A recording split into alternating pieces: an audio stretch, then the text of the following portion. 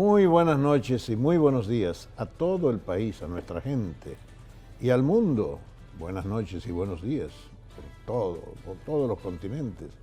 Buenas noches y buenos días al señor don Juan TH, que está aquí. Así es, aquí estoy un poco afectado por la gripe, un intento de gripe, pero aquí estoy viendo algo que no es novedoso para los dominicanos. ¿Qué cosa? La encuesta Barómetro nos coloca en segundo lugar como el país más corrupto de la región, seguido nada más que de Venezuela. Segundo. Yo pensé que éramos el primero, pero de acuerdo con esta encuesta Venezuela está primero. No sé si la parte de Venezuela debe estar vinculada sesgada, por supuesto, claro. A la cuestión política, pero de todos modos, participación ciudadana y transparencia internacional está viendo como un hecho muy preocupante. Claro, por la supuesto. situación en la República Dominicana, el dispendio, el gasto exagerado y demás que se produce en el país. El segundo, y eso que estamos en preprimaria. De toda la región. Así es. De todo el continente, por encima de todo el mundazo. De todo el mundo. Todo el mundo. Si sacamos a Venezuela, entonces somos el más corrupto de todos. Te tengo una nota. ¿Cómo te parece? No, a mí no me asombra, ya yo lo sabía. Yo estoy haciendo un cálculo de cuánto está gastando diario el candidato del gobierno. Ah, no, yo qué sé. ¿Cuánto? Casi 9 millones diarios. Ofrécome, María Santísima. Diario. Qué serio eso. Mira, oye esta. El precandidato presidencial del PRM, Wellington Arnott, reveló que en lo que va del año el despacho de la primera dama ha recibido más recursos económicos que 90 distritos municipales. Esa oficina ha manejado 587 millones de pesos, equivalente al 21% de lo que han recibido 238 distritos que tiene el país. El 21% de todo lo destinado a los distritos. Bueno, puso como ejemplo que el distrito municipal de la zona turística de Bayahibe, así como los distritos municipales de Guanito y Arroyo Cano, donde nació, por cierto, Danilo Medina, han recibido por igual 7 millones de pesos, lo que significa que al despacho de la primera dama le han asignado 85 veces más que a esas demarcaciones, a pesar de que hay una ley, la 17607, que la hemos citado aquí muchas veces, que establece desde principios de siglo, que el 10% del presupuesto nacional tiene que ser destinado a los municipios y los distritos municipales. Eso aprobó el gobierno de Hipólito Mejía. Ajá. Apenas se destina el 3%, apenas. Qué barbaridad, ¿cómo puede un país progresar así, señores? ¿Dónde está la raíz de la estructura social? Es en el municipio. Sin embargo, yo creo que hay un error. ¿Cuál es? No, la cifra. Yo no creo que el despacho de la primera dama solo maneje esa cantidad de dinero. ¿Y debe cuánto? Estar duplicada por lo menos. Ajá. 587 millones de te hace poco. Sí, poco. Bueno. Para lo que ella maneja. Porque hay una parte que no está transparentada, que no está en el presupuesto, ya. Que se le asigna otros ministerios. Ya entiendo. Lo que ella pide en materia de salud, ¿no? Lo que ella pide en otras circunstancias. Qué cosa. Nada de eso está ahí, entonces el presupuesto. Este es un país medieval, mira, medieval. Totalmente. Medieval. Porque eso es puro medievalismo. Si quiere ver si este es un país medieval, usted solamente tiene que leer la crónica o escuchar las palabras de la diputada, expresidenta de la Cámara y hermana del presidente de la República, reprochándole allá en San Juan a la gente que a Félix Bautista lo reciben con bombos y platillos, mientras que a ella, coño, así mismo, mientras que a ella la reciben con pancarta de protesta. Pero que no se preocupe la gente, que el DNI, óigame bien, que el DNI... Así lo dijo, yo lo vi. Que el DNI... Está chequeando a todo el mundo. Chequea a todo el que está haciendo cosas en contra del gobierno. Yo presumía que las funciones del Departamento Nacional de Investigación eran otros. Ajá. El calizaje siempre ha existido, pero ahora ella está amenazando a la gente, Ajá. ¿no? Que el DNI, y eso me parece tan grave, No, es grave. en un país que se presume democrático, No. donde la gente tiene el derecho de votar o simpatizar por quien quiera. País medieval, repito, no tiene otra denominación. Y así me acaba de mandar una encuesta incluso está a mano, provincia por provincia, cómo está posicionado Leonel Fernández y Gonzalo Castillo. ¿Y cómo están? Bueno, mucho a poco a favor de Leonel Fernández, contándolo todos, porque hay lugares en donde Gonzalo, en ninguna Gonzalo está arriba, pero la diferencia es 5, 6, 7 puntos. Pero en la mayoría no le lleva 30 hasta 40 puntos. Mira, déjame decirte algo que ha dicho Radamés Camacho. Ah, sí lo ve. Radamés Camacho dice, una belleza. justificó los gastos en que han incurrido los precandidatos del PLD porque la forma de hacer política en el país ha cambiado y nadie trabaja de gratis. Es muy sincero. Incluyéndolo a él. Qué sinceridad, encomiable esa sinceridad. Eso quiere decir que se acabó eso de los profesionales de la política. Ya no hay políticos profesionales. Sí, hay claro. empleados. Sí, pero son políticos, viven de eso. Acuérdate, cuando tú y yo estábamos en la izquierda dominicana se hablaba de militantes. ¿Cómo era? Militantes profesionales. Profesionales de la revolución. De la revolución. Eso ya... Hace tiempo. Hace mucho. El PLD se encargó de borrar eso. Antes, ¿quiénes pegamos los afiches de la campaña nuestra? La mandaban a los intermedios y no había que mandar ni siquiera la pega, porque la hacíamos nosotros. Ahora tú tienes gente que te dice, yo te puedo llevar, pero tienes que darme para la gasolina. Está el picapollo. El picapollo y el pote, por supuesto. Y el pote. El pote. Pote rojo. Pero es verdad. Porque los políticos, fundamentalmente los políticos de ese lado, han prostituido, han degradado la actividad política. Como la gente sabe que un grupo de ladrones... Han convertido en un comercio pur y simple. Claro, y como ellos tienen tanto dinero todo para gastar eso y más, mucho más. Pues entonces la gente se lo está reclamando. Camacho dijo... Son limoneros de la política. Dijo que en sus recorridos las personas le piden incluso para pagar la universidad de los hijos. Claro. Sí, es así. Porque ellos tienen para eso. Ellos tienen para pagar la universidad de los hijos. ¿Cómo se ha degenerado todo esto, señor? Increíble. ¿Cómo se ha degradado? ¿Cómo ellos han degradado la actividad política? Sí, no, totalmente. Se ha convertido en un mercado de purga.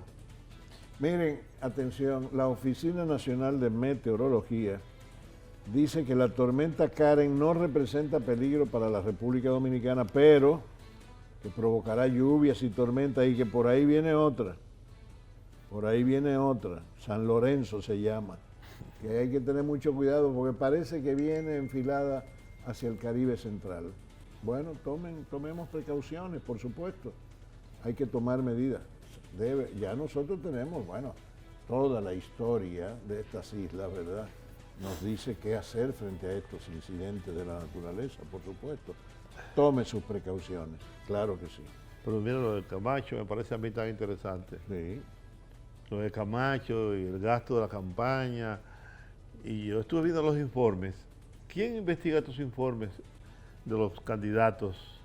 ¿Quién? Nadie, Juan, nadie.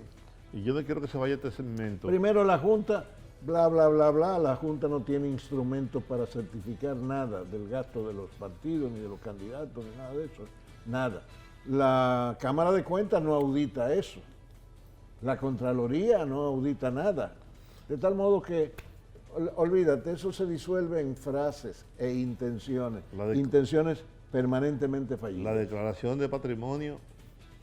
Nada todavía hay de más de 2.000 funcionarios nada que no lo han de hecho, eso, incluyendo nada al de candidato eso. del gobierno, Gonzalo Castillo, que renunció y no hace su declaración Y no jurada de hace su bienes. declaración, no, nada de eso, nada. Yo no quería que terminara este segmento sin decirle a alguien que yo le tengo aprecio, que lo conozco ya hace más de 20 años, que es San Francisco Domínguez Brito.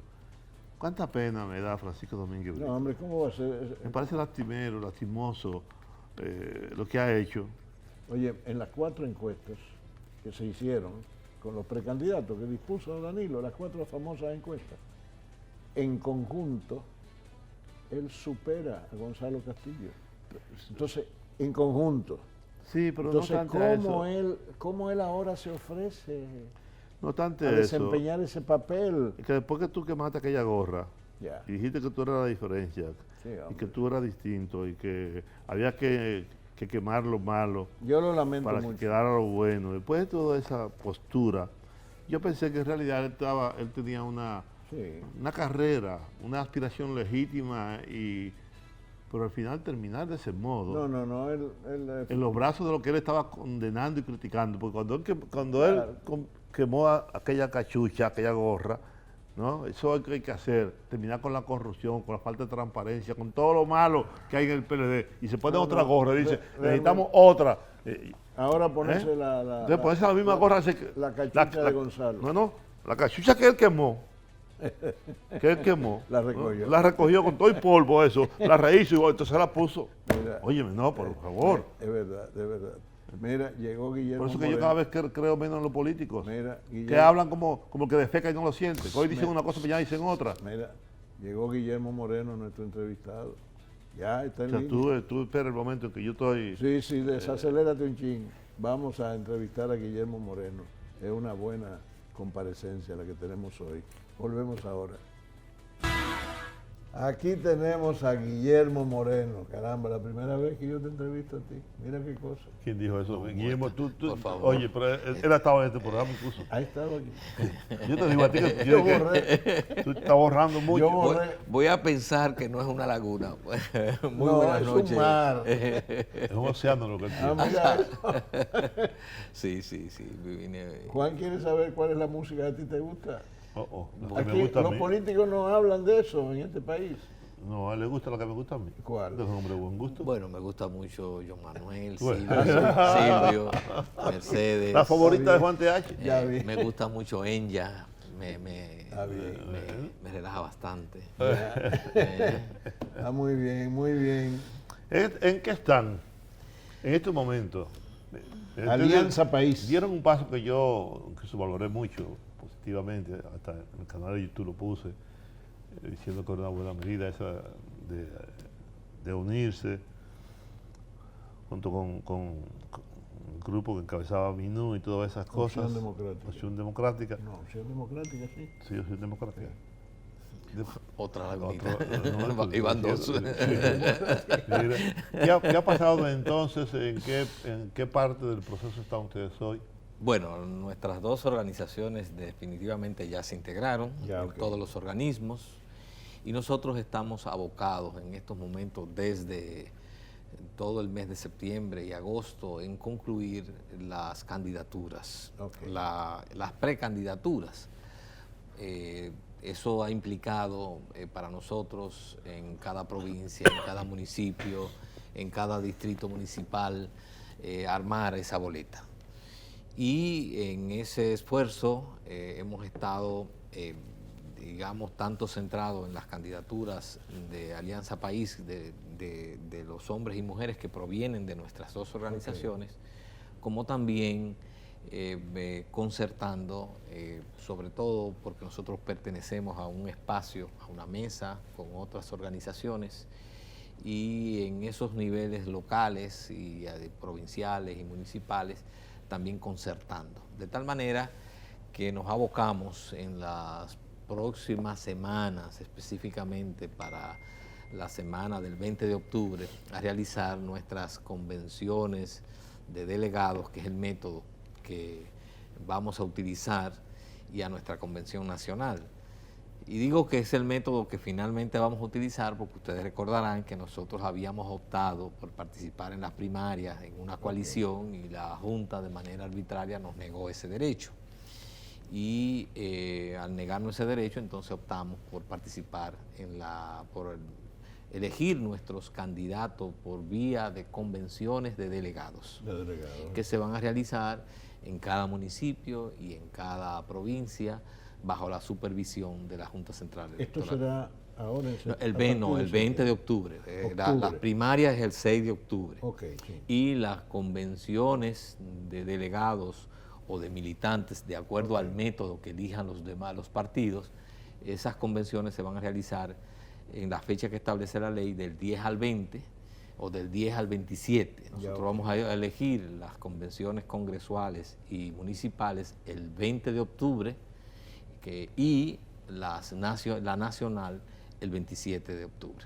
Se reitera un discurso con más fuerza en este proceso electoral, en el sentido de que una alianza amplia de partidos de la oposición es digamos, el fundamento, lo que más garantiza el triunfo frente al PLD.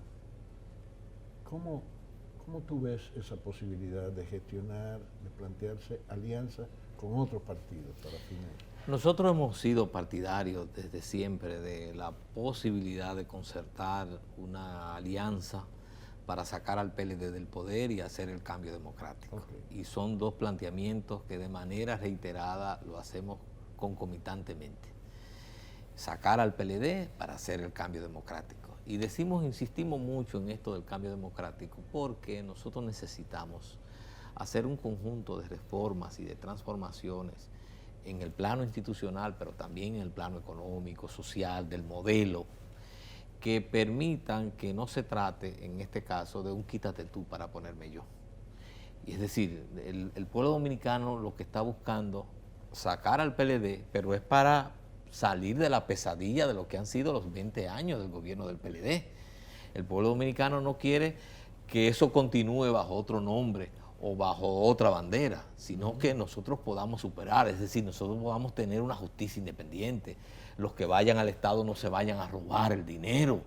Eso es lo que quiere el pueblo dominicano. Entonces, de lo que se trata es de sacar al PLD para hacer esos cambios profundos, esas transformaciones necesarias.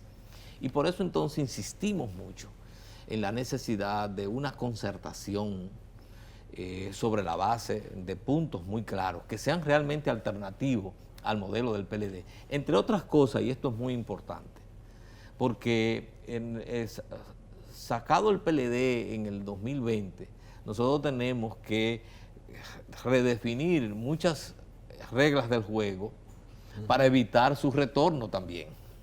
Porque una de las lecciones aprendidas, y nosotros tres hemos aprendido esas lecciones, que en el 78 sacamos al doctor Balaguer y retornó después en el 86. Claro. ¿Por qué? Porque no hicimos los cambios profundos que permitieran y que evitaran que de nuevo se pudiera reproducir 8 años después. Antes, cuando matamos a Trujillo. Ah, bueno, eso es todavía. Eso es todavía peor, claro. Porque fue 5 años. Es decir, después de 31 años de dictadura, en el 61 se le pone fin con el ajusticiamiento del sátrapa, y 5 años después, es decir, en el 66, sus continuadores toman el poder. Sí, claro. Y entonces eso nosotros no podemos reproducir, claro, la posibilidad de que en el 20 saquemos al PLD, con todo el dinero que se han robado, se constituyan en la oposición y que no lo sometamos a juicio y no lo investiguemos y no replanteemos esta democracia para evitar que en el 24 luego vuelvan y se reproduzcan y todo continúe igual. Claro. No, tenemos que aprender esa lección. Por eso es tan importante que la concertación que se produzca sea sobre una propuesta que realmente sea alternativa al modelo. ¿Se han dado pasos específicos? ¿Ustedes han dado pasos? Sí, bueno, pertenecemos a una mesa en la cual hay unas 5 organizaciones adicionales. Okay. Lo que pasa es, y es algo que debo señalar, es que en el caso particular del PRM está frisado en sus primarias. Okay. Es decir, la prioridad del PRM es su primaria, como es natural. Claro. Ellos fueron parte de una ley, aprobaron una ley en la cual se le impuso esa dinámica y bueno, nosotros hemos tenido que trabajar sobre la base. Nosotros estábamos dispuestos a participar en las primarias también, pero luego hemos estado, al negarse esa opción, entonces hemos tenido que organizarnos y estructurar nuestra participación a expensas de ese escenario y además hemos seguido participando en ese esfuerzo unitario, en el cual se han ido concertando importantes eso se va a alianzas. A partir del 7 de octubre, cuando se defina ese escenario y ver cuáles son las características que va a tener el PRM como candidato. Ya no tendrá eso, sino que tendrá que compactarse, no importa quién gane, y podría entonces... Sí, pero es muy importante, porque me gusta ser muy claro, y ustedes dos, que son dos forjadores de opinión, me interesa mucho dejar las cosas muy claras.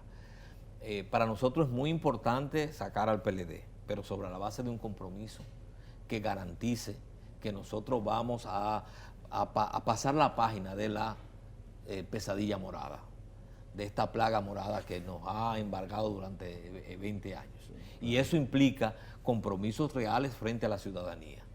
Y eso implica que aquí tiene que haber compromiso. Por ejemplo, aquí hay que investigar la corrupción de los últimos 20 años. No importa que se trate de un expresidente, no importa que se trate de un legislador o de un exministro. Y no solamente investigar la corrupción, aquellos sobre los cuales haya pruebas, lo tenemos que llevar a los tribunales. Pero más aún, tenemos que recuperar lo que se han robado. Porque aquí con el narcotráfico y con la corrupción pasa algo muy simple. Se enriquecen y luego una sentencia les legaliza sus propiedades. En algunos casos, en el caso de narcotráfico, le decomisan una parte de los bienes, pero luego se quedan con la gran mayoría, inmensa mayoría. Algunos van 2 o 3 años a la cárcel, en el caso de la corrupción ni eso, y entonces luego resulta que la sentencia de la Suprema se convierte en su nuevo certificado de título. Así es. El caso de Félix Bautista, por ejemplo, es aleccionador. Esa sentencia que dio el tribunal, la Suprema Corte de Justicia, significó un certificado de título sobre más de 27 mil millones de pesos. Incluso el Ministerio Público fue incapaz hasta de apelarla, de impugnarla ante el Tribunal de Casación. Era el procurador entonces, fíjate los compromisos que tenemos que asumir. Eso no puede seguir pasando, o por lo menos Alianza País, su disposición es trabajar para que eso no pase más en la República Dominicana. Por eso que tú estás diciendo ahora plantea una revolución, por decirlo. Nosotros decimos que aquí se requiere una revolución democrática. Y una revolución democrática, pacífica, pero una revolución democrática. Lo que aquí hay que hacer en términos institucionales, garantizar la independencia del Ministerio Público, de la Cámara de Cuentas, de la Junta Central Electoral, del Poder Judicial, es una revolución democrática. Hacer una constituyente para hacer un Congreso unicameral, sin barrilitos, sin cofrecitos, es una revolución democrática. Claro, y eso es lo que está demandando este país.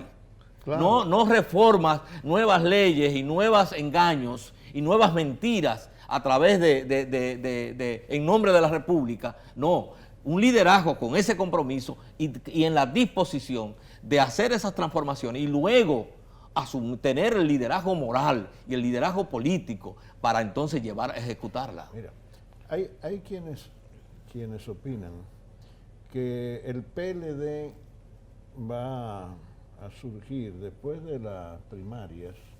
Si gana Leonel Fernández las primarias, va a haber problemas muy serios en ese partido y hasta es posible, algunos especulan, que Danilo Medina pacte con fuerzas de la oposición para impedir que Leonel Fernández vuelva al poder. ¿Qué tú opinas de esa posibilidad? Yo no me la doy de investigador de los que pasan al interior de ese partido y no me hago expectativa de ese tipo. No. Sobre todo no me hago expectativa de ese tipo porque lo que la vida ha demostrado es que al final del día ellos son capaces de ponerse de acuerdo, porque al final del día ellos saben que le va a ir peor y le puede ir peor con una oposición triunfadora y movilizada, y que este pueblo va a pedir su cabeza y le va a pedir justicia y que no podrá resistirlo ningún compromiso, incluso hecho por debajo de la mesa, porque se lo van a llevar al partido de la oposición que quiera brindarle impunidad a cualquiera de ellos y que al final del día sus riesgos son mayores con un triunfo de la oposición en cualquiera de sus candidaturas. Claro. Y ni hablar en el caso de Alianza País.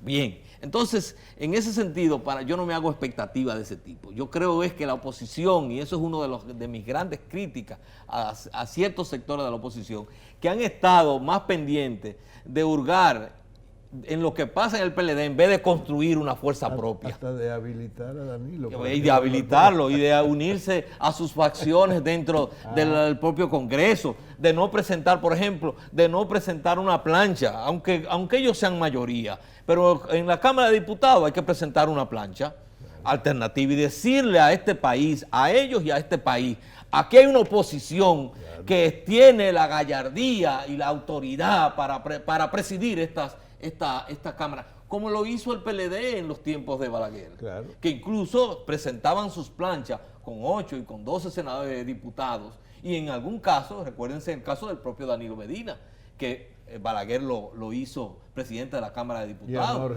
Y a Jorge Botello. Entonces, la cuestión es que nosotros, una de las cosas que hemos señalado es que el papel de la oposición no es estar jugando una lotería al interior de una supuesta división. El papel de la oposición es construir fuerzas propias, es acumular sus fuerzas propias, es establecer un discurso claro, un compromiso claro frente a la sociedad de por qué vamos al gobierno y qué vamos a hacer desde el gobierno, y pedirle a la sociedad y a la ciudadanía que nos acompañe en cada una de esas reformas y transformaciones, porque aquí ningún partido ni ningún sector en particular hace la reforma, la hace el pueblo finalmente. Entonces hay que empoderar a la sociedad de ese discurso, pero también de esa esperanza. Y ese es el papel de la oposición. Claro, estoy de acuerdo contigo. Absolutamente de acuerdo. ¿Tú qué dices? Vamos a una pausa, eso mismo, yo lo he dicho muchas veces ahora. Aquí. Está bien. Lo he dicho muchas veces aquí.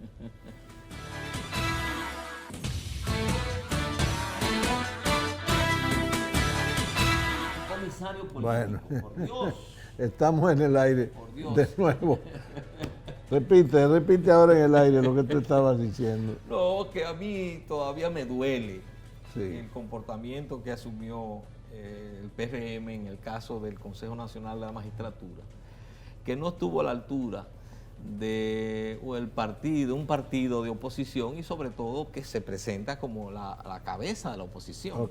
Es decir, en ese Consejo Nacional de la Magistratura, esos 2 senadores y esa diputada tenían, cuando se fraguó toda esa artimaña para sacar a Miriam Germán, ellos debieron pararse en 2 pies y paralizar ese Consejo Nacional de la Magistratura y apelar a la sociedad. Y algo que no debieron nunca permitir es que se eligiera a un activista político, que lo es Luis Henry Molina, porque Luis Henry, su actividad principal ha sido en los últimos años, ha sido un activista político de la facción de Danilo Medina. Y si nosotros criticamos que Leonel Fernández llevó a Mariano Germán, que era un abogado asociado, pero un jurista de mucho fuste, muy reconocido en la comunidad jurídica, pero era un abogado asociado de la oficina de Leonel Fernández, que era el presidente de la República, y eso era contrario a toda ética y a todo principio, y eso fue un bochorno para nuestra sociedad. Bueno, pues también ahora que se lleve un activista político a presidir el máximo órgano del Poder Judicial sobre un previo proceso de exclusión de la juez más digna, de la juez con una trayectoria. Yo conocí a Miriam Germán en los años 80, donde yo era ayudante de Julio Iturralde. Yo era ayudante de la Procuraduría Fiscal cuando la conocí, y ella era juez de la primera Cámara Penal. Y ya desde esa época, Miriam Germán sentaba cátedra y ha sido un referente, un ícono de toda la judicatura, y que se permitiera ese atropello y para llevar eso. Entonces, esa no es el tipo de oposición que nosotros tenemos que hacer. Está bien. Pero déjame decirte lo siguiente. Yo estoy de acuerdo. Se lo dije a Josefa Castillo aquí mismo en este programa. Aquí se lo dijimos. Escribí varios artículos sobre eso y le dije 3 vainas, que es verdad. Ahora, la culpa no es de ellos. La culpa es tuya, la culpa es mía, la culpa es de Colombia, la culpa es de todos nosotros, que permitimos que a una persona como Miriam Germán le hicieran esa vagabundería. La culpa no es del PRM, la culpa es de esta sociedad que permitió que eso se hiciera. Sí, ahora, porque el PRM se puede ir para el carajo. Ahora, no, ahora, yo te voy a decir lo siguiente. Ahora yo te voy a decir lo siguiente. ¿Por qué hicieron ustedes? Bueno, y nosotros hicimos lo que estaba en nuestro alcance. ¿Tomaron el palacio? No tomamos el invitado, palacio. yo voy contigo. No tomamos el palacio. Nosotros no éramos, cuando hago esta insistencia del PRM, es porque 2 legisladores del PRM eran miembros del Consejo Nacional de la Magistratura. Claro. Y nosotros podíamos convocar, incluso hicimos manifestaciones en distintas formas de solidaridad con lo que estaba pasando con Miriam Germán. Mira, a mí sí me dolió, desde artículos y desde declaraciones públicas que lo hicimos y de convocatorias de solidaridad con Miriam Germán por todo lo que se suponía. Ahora bien, yo lo que te puedo asegurar es que si esos 2 integrantes del Consejo Nacional de la Magistratura desatan una crisis desde dentro, movilizan a esta sociedad. Sí, es verdad. Si se hubieran ¿Entiendes? parado ahí pero mismo. totalmente. Pero el problema, ¿tú sabes cuál es el problema, Guillermo? Entonces, que el PRM es un partido del sistema. Esas son lecciones aprendidas. Y establecer esa diferencia. Estoy de acuerdo, está de acuerdo. Pero lo que digo es que eso son lecciones aprendidas y que tenemos que insistir para no seguir repitiendo ese tipo de cosas. Luego, ¿qué hizo el PRM? Ahora, cuando pasó el tema y cuando soy crítico, es porque yo sé qué haría Alianza País con 52 legisladores. Yo te puedo asegurar lo que nosotros, con los 52 legisladores que tiene el PRM, nosotros sí sabemos lo que haríamos en ese Congreso y lo que haríamos en este país. Yo sé lo que yo haría. Ahora bien, cuando hago este señalamiento es porque es el PRM el que tiene los 52. Nosotros tenemos un legislador, uno, y nosotros, ustedes saben que ha dado agua que beber. Fidelio, sí, claro. Fidelio Despradel. No solamente comenzó renunciando al barrilito y al cofrecito, y limitó sus ingresos a lo que es el salario del legislador. Ni un centavo más, ni un centavo menos. Y no aceptó exoneraciones, y no las ha aceptado. Y ha tenido una agenda crítica frente al endeudamiento público, frente a todo lo que ha supuesto el atropello al medio ambiente, frente a lo que es la lesión y los excesos que ha tenido esa Cámara de Diputados en cada uno de los escenarios. Ahora bien, nosotros, ese legislador nuestro, imaginémoslo multiplicado por 50, nosotros sí sabemos lo que haríamos. Por eso hago el señalamiento en relación al PRM, porque el PRM tiene una fuerza notable y considerable de legisladores. Y una actitud firme del bloque del PRM de legisladores hubiese creado una crisis con los préstamos. Porque no es verdad que el partido de gobierno resiste a 52 legisladores movilizados, llamando a la sociedad para que detengamos el irresponsable endeudamiento público. 52 no, porque había que sumarle el de ustedes, son 53. 53 y Fidel Santana y el otro y otros que hubiesen aparecido. Es decir, una fuerza ahora liderando eso. Y nosotros lo hemos propuesto muchas veces. Es más, desde la primera vez que se fue a elegir una plancha, nosotros propusimos, en Alianza País, propuso en la Cámara de Diputados, formemos una plancha propia. Y nosotros presentémosle a este país con un programa distinto, un programa legislativo distinto a lo que ha venido haciendo el PLD. Presentémosle a este país una propuesta que, aunque no salgamos elegidos como plancha, porque ellos tienen la mayoría, pero le damos una lección a ellos y al país le mostramos que hay una oposición dispuesta a asumir las responsabilidades de conducir este Estado y de asumir la dirección en cada uno de los escenarios, y que no nos vamos a sumar a esa lucha interna dentro de ese partido. Hay preocupaciones muy serias sobre los procedimientos electorales, los nuevos procedimientos electorales, la automatización del voto y todo esto, y hay dudas de que la Junta Central Electoral pueda ejercer un control eficiente de este proceso a través de estos métodos, ¿ustedes cómo han visto, cómo han valorado esta nueva propuesta electoral? Nosotros tenemos también serias preocupaciones. Y nuestra preocupación no está centrada en los aparatos, está centrada en la debilidad de carácter que ha mostrado la Junta Central Electoral. Porque en definitiva, lo malo no son los escáneres o los medios electrónicos, que pueden ser más o menos. El problema es quienes dirigen, el carácter y la determinación que asumen. ¿Qué hemos visto durante todo este proceso? Que la Junta es muy permisiva y sobre todo es muy permisiva con el oficialismo. El oficialismo llenó a destiempo el país de vallas y la Junta le dio larga y hasta creó una figura que no está en la ley, la pre-campaña. ¿Ustedes se acuerdan? Ajá. Que no está en la ley. Y cuando ya no pudo más, entonces prohibió, pero ya se había pasado un año, el país lleno de vallas. Y así hemos visto en distintos momentos cómo la Junta Central Electoral es permisiva.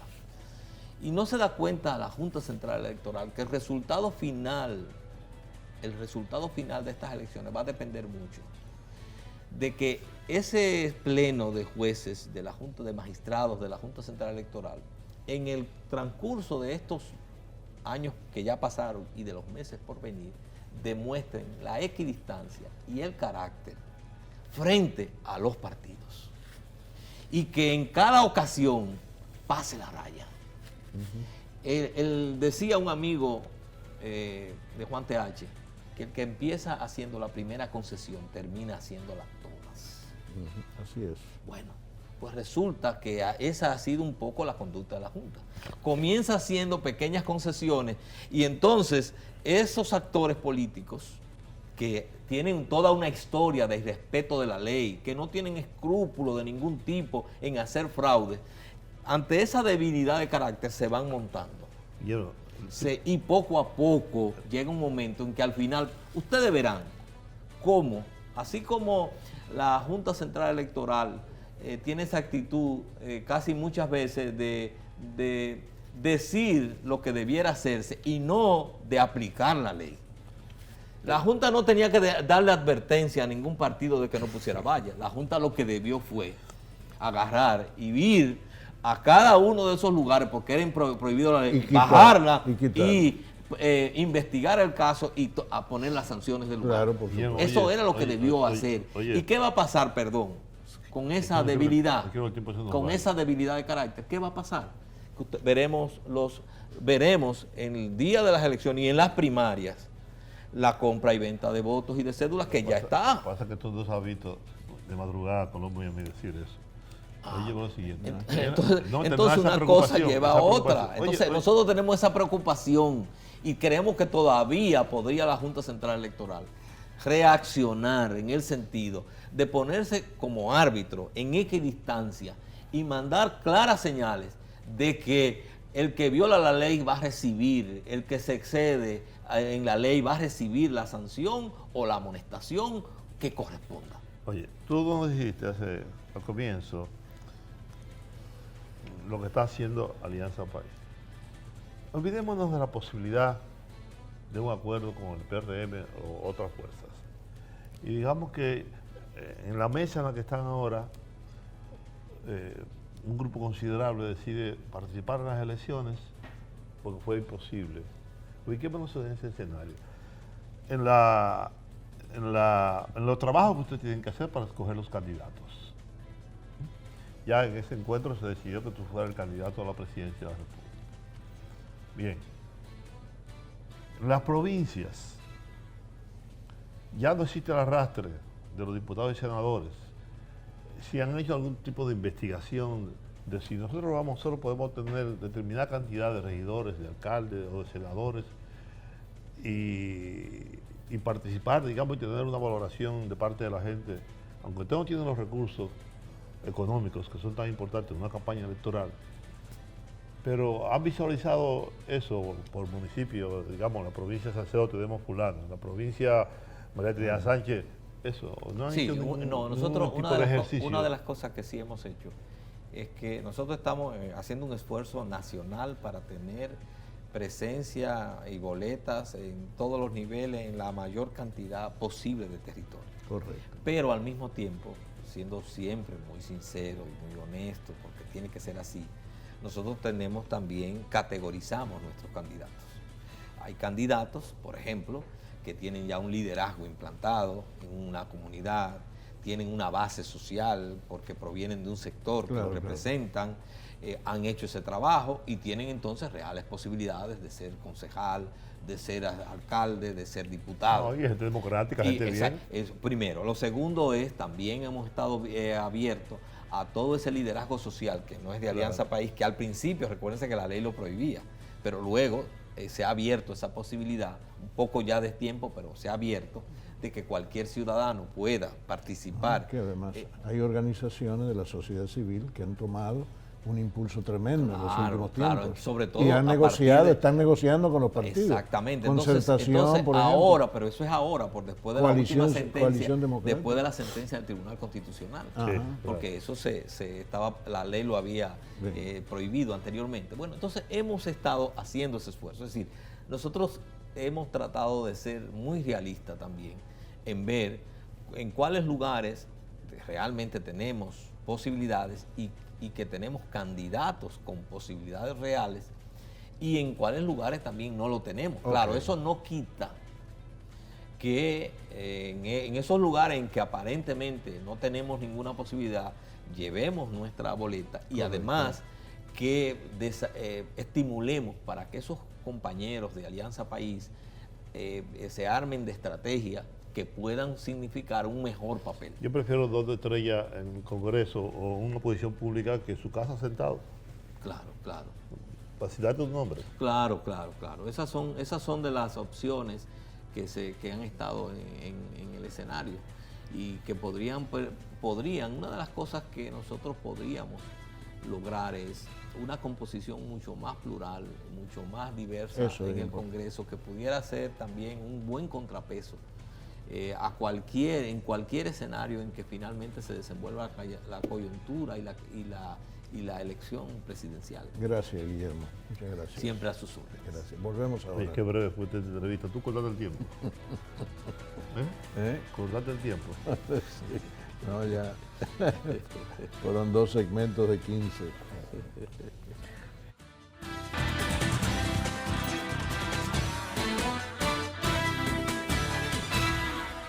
Sí, Juan Guillermo Moreno habla con la enjundia necesaria para que lo entienda todo el mundo. Me parece muy bien. Aparte, Guillermo no es un hombre muy... Lo primero, un político muy honesto, lo primero. Muy interesante. Sí. Tiene planteamientos muy concretos. Correcto. Y yo a veces pienso que es una lástima que este país esté envuelto en lo que dicen solo los partidos tradicionales, los partidos del sistema. Pero las opiniones de gente como Guillermo siempre son interesantes, valorarlas en su justa dimensión. Además, siempre hay que recordar que hizo una ruptura con toda esa tradición politiquera. Totalmente. Y ha sido consecuente con las motivaciones de esa ruptura. Bien, vamos a lo que dice la gente, lo que la gente quiere denunciar, preguntar, lo que sea. Arranca tú. Dice Geraldo Lima, desde San Cristóbal, que aumentan las muertes en los hospitales por casos de dengue y las autoridades competentes, ¿sabes que eso de competente a mí como que no me gusta esa palabra? Están en política. Solo aquí, en San Cristóbal, se han registrado más de 5 muertes en un solo hospital. Muy penoso. Así es. Volviendo a la expresión autoridades competentes, vamos a eliminar eso ya, mire. Ya eso de... Es lo que dice la nota, incompetente. Incompetentes. Claudia Pimentel, desde la capital, dice, ya son 8 las provincias que el COE, Comité de Emergencia, puso en alerta Rogamos a las autoridades no esperar que el agua llegue al cuello para salvar a las personas que viven en lugares vulnerables. Si es la tormenta que se está formando, toca esa tormenta a la República Dominicana. Bueno, y finalmente, Gonzalo de León, desde El Ceibo, nos dice: soy profesor hace 24 años. No me pierdo su programa aquí en El Ceibo. Siempre estoy en sintonía con ustedes. Gracias Gonzalo. Gracias. Y no es Castillo, este es de León. De León. Acláralo. Pero Gonzalo también lo ve. También. Porque a esta hora está en su casa. Muy bien. Gonzalo Castillo. Bien, mira. Nos vamos. Gracias Gonzalo. Mira, que pasen un buen fin. Fin de semana no, día de fiesta, día de las Mercedes. Hoy, día de las Mercedes. La gente. A Santo Cerro todo el mundo. Todo el mundo a Santo Cerro. Mira. Bien, nos vemos el miércoles. El miércoles.